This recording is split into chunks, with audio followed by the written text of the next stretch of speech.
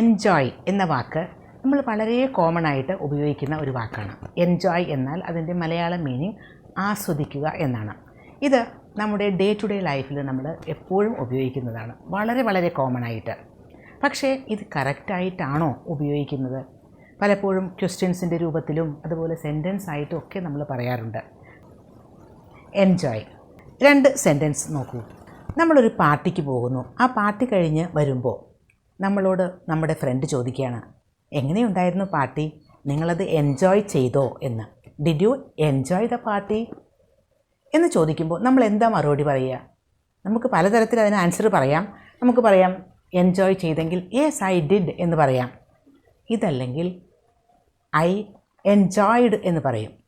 അതുമല്ലെങ്കിൽ I enjoyed it, I enjoyed the party എന്നൊക്കെ നമ്മൾ പറയാറുണ്ട്.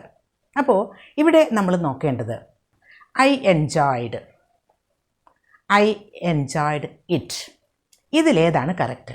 അതിൽ ഒന്ന് മാത്രമേ കറക്റ്റായിട്ടുള്ളൂ. ഐ എൻജോയ്ഡ് ഇറ്റ് എന്നത് ഐ എൻജോയ്ഡ് എന്ന് പലരും പറയാറുണ്ട്. പക്ഷേ ഐ എൻജോയ്ഡ് ഇറ്റ് എന്ന് തന്നെ പറയുക. അല്ലെങ്കിൽ ഐ എൻജോയ്ഡ് ദ പാർട്ടി എന്ന് പറയാം. പക്ഷേ ഐ എൻജോയ്ഡ് എന്ന് മാത്രം പറഞ്ഞാൽ അത് തെറ്റായ ഒരു സെൻറ്റൻസാണ്. കാരണം എൻജോയ് എന്ന വേർബ് കഴിഞ്ഞിട്ട് ഒരു ഓബ്ജക്റ്റ് വേണം. ഐ എൻജോയ്ഡ് ഇറ്റ്, അപ്പോൾ ഇറ്റ് എന്നതാണ് അവിടെ ഓബ്ജക്റ്റ്. ഐ സബ്ജക്റ്റാണ്, ഞാൻ. എൻജോയ്ഡ് വേർബാണ്, ആസ്വദിച്ചു. പിന്നെ ഇറ്റ് അത്. I enjoyed the party, I enjoyed the show, I enjoyed the music, I enjoyed your meal, I enjoyed the view, I enjoyed the weekend, I enjoyed the game. നോക്കൂ, enjoyed എന്ന verb കഴിഞ്ഞിട്ട് ഒരു object വേണം. ഇനി did you enjoy the movies എന്ന് ചോദിച്ചാൽ, അതായത് മൂവീസൊക്കെ നിങ്ങൾ എൻജോയ് ചെയ്തോ എന്നാണ്. അങ്ങനെ ഒരു ക്വസ്റ്റ്യൻ ആണെങ്കിൽ എങ്ങനെയാണ് മറുപടി പറയുക? Yes I enjoyed dum, I enjoyed the movies. അപ്പോഴും അവിടെ ഒരു ഓബ്ജക്റ്റ് വേണം. ഐ എൻജോയ്ഡ് എന്ന് പറഞ്ഞാൽ റോങ് ആണ്, ഓബ്ജക്റ്റ് ഇല്ലാതെ പറഞ്ഞാൽ. ഇനി വേറെ 2 സെൻറ്റൻസ് നോക്കാം നമുക്ക്. I enjoy reading, I enjoy to read. ഇതിലേതാണ് കറക്റ്റ്? ഇതിലും ഈ 2 സെൻറ്റൻസുകളിൽ ഒന്ന് മാത്രമേ കറക്റ്റായിട്ടുള്ളൂ. I enjoy reading. I enjoy reading എന്ന് പറയുമ്പോൾ റീഡ് എന്ന വേർബിനോട് കൂടി ഒരു ING ചേർത്തിരിക്കുകയാണ്. അപ്പോൾ അതൊരു വേർബൽ നൗൺ, അല്ലെങ്കിൽ നമുക്കതിനെ ജെറൻഡ് എന്ന് പറയാം. ജെറൻഡ് എന്നാൽ വേർബിൽ നിന്ന് ഉണ്ടാകുന്ന നൗൺ. അപ്പോൾ എൻജോയ് കഴിഞ്ഞിട്ട് ഒരു വേർബാണ് വരുന്നതെങ്കിൽ ING ഫോം ചേർത്ത് വേർബൽ നൗൺ ആക്കി അല്ലെങ്കിൽ ജെറൻഡ് ആക്കിയിട്ട് വേണം ഉപയോഗിക്കാൻ. ഐ എൻജോയ് ടു റീഡ് എന്ന് പറഞ്ഞാൽ അത് റോങ് ആണ്. ടു റീഡ് എന്ന് പറയുമ്പോൾ അത് ഇൻഫിനിറ്റീവ് ഫോം ആണ്, അങ്ങനെ ഉപയോഗിക്കാൻ പാടില്ല. I enjoy reading books. അപ്പോൾ എൻജോയ് കഴിഞ്ഞിട്ട് എൻജോയ് പ്ലസ് ജെറൻഡ്, അത് അവിടെ അങ്ങനെയാണ് ഉപയോഗിക്കേണ്ടത്. I enjoy swimming, I enjoy walking, she enjoys dancing. എല്ലാം ING ചേർത്തിട്ടുള്ള വേർബുകളാണ് ഉപയോഗിക്കേണ്ടത്. They enjoy spending time with family. നോക്കൂ, ദേ എൻജോയ് സ്പെൻഡിങ്. സ്പെൻഡിങ് എന്നത് ഒരു ജെറൻഡാണ്. Spend plus ING, spending time with family.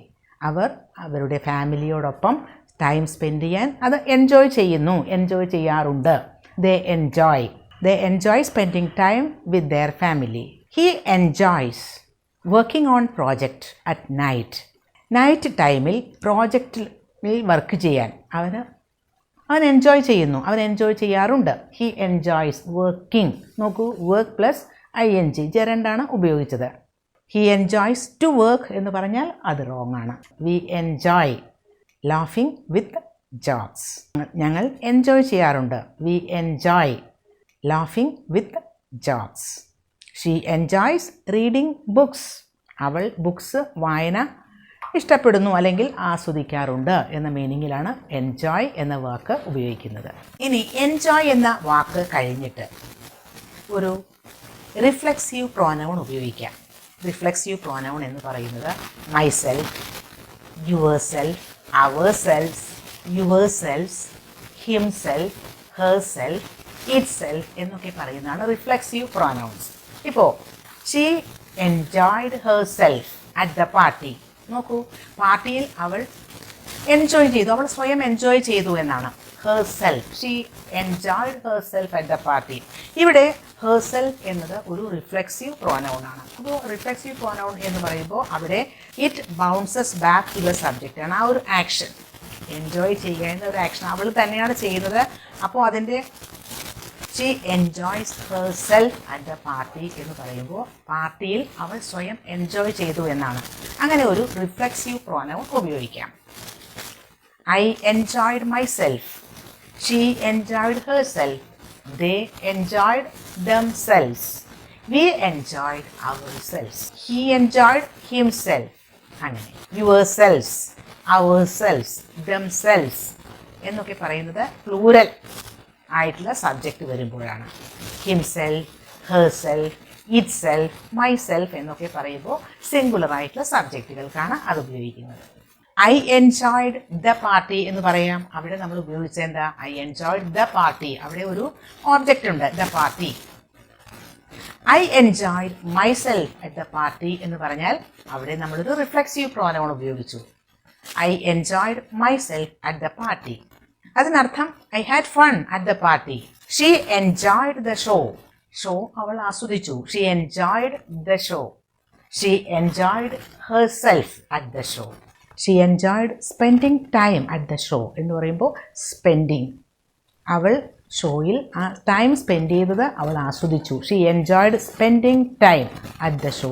Spending ജെറൻഡാണ്.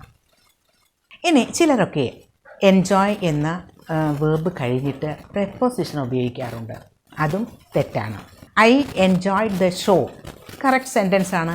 പക്ഷേ I enjoyed of the show എന്ന് ഉപയോഗിക്കുന്നത് തെറ്റാണ്. ഓഫ് എന്ന പ്രപ്പോസിഷൻ അവിടെ പാടില്ല. കാരണം എൻജോയ് എന്ന വേർബ് കഴിഞ്ഞിട്ട് പ്രപ്പോസിഷൻ ഉപയോഗിക്കേണ്ടതില്ല. ഇനി ഒരു sentence, we enjoyed to visit Paris. ഇത് തെറ്റായ ഒരു സെൻറ്റൻസ് അല്ലേ? എവിടെയാണ് തെറ്റ് എന്ന് മനസ്സിലായില്ലേ? വി എൻജോയ്ഡ് ടു വിസിറ്റ്, അവിടെ ഒരു ഇൻഫിനിറ്റീവ് ആണ് ഉപയോഗിച്ചത്. അങ്ങനെ ഉപയോഗിക്കാൻ പാടില്ല. We enjoyed visiting Paris. Did you enjoy to the music? Wrong. Did you enjoy music? Correct. I enjoy from my vacation.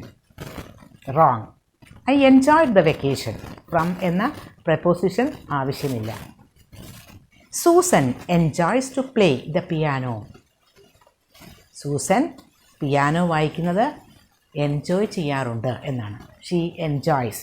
അപ്പോൾ Susan enjoys playing the piano ആണ് വേണ്ടത്, ടു പ്ലേ അല്ല. ഇനി വേറൊരു sentence, no I didn't enjoy. ഈ സെൻറ്റൻസിൽ എന്താണ് mistake?